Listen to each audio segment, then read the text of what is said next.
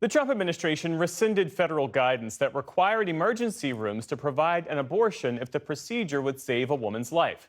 That guidance, issued by the Biden administration in 2022 after Roe v. Wade was overturned, argued a law known as the Emergency Medical Treatment and Active Labor Act, or EMTALA, required hospitals to stabilize a patient's health during medical emergencies, even in states with near total abortion bans.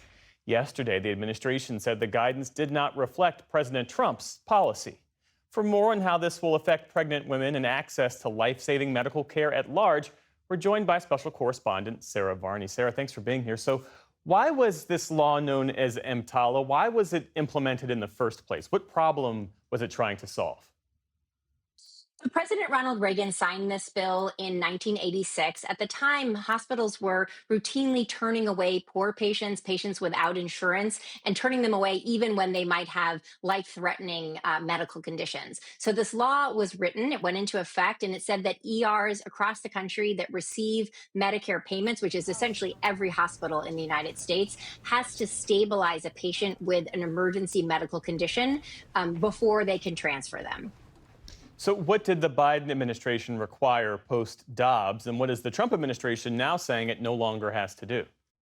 A month or so after the Dobbs decision, the Biden administration issued a memorandum. It went out to all the hospitals around the country that receive these Medicare funds, and it reminded them that EMTALA was in effect, and that according to the Biden administration's reading of EMTALA, it meant that even in states that had very strict abortion bans, that women who presented in emergency rooms with life-threatening medical conditions, if an abortion was the procedure that was needed to stabilize her, that those hospitals had to provide that treatment.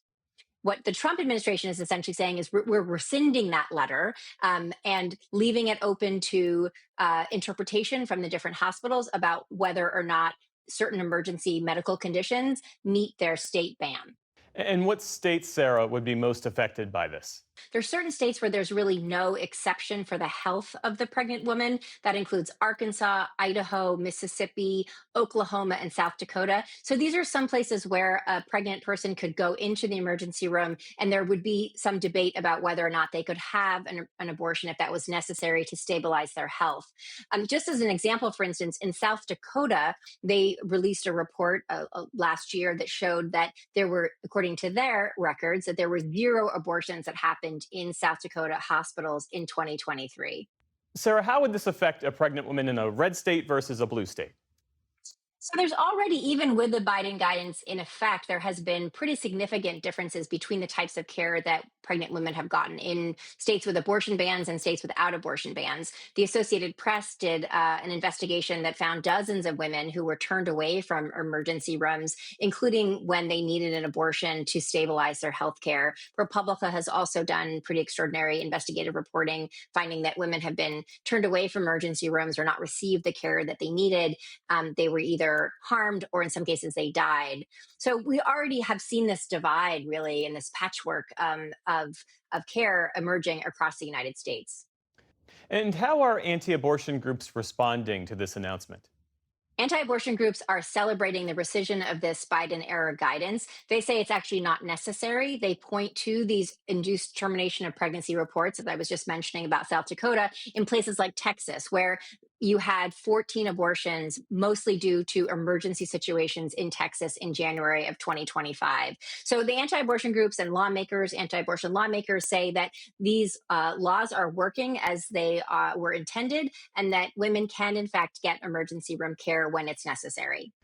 As I understand it, this decision was outlined in Project 2025, that conservative blueprint for a second Trump term. Tell us more about that.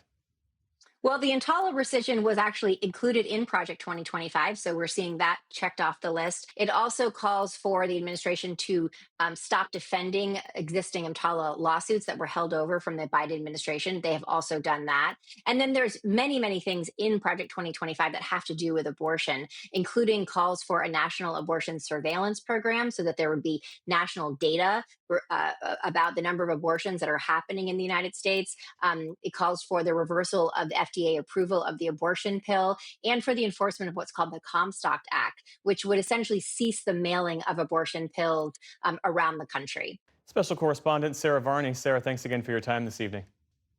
Thank you, Jeff.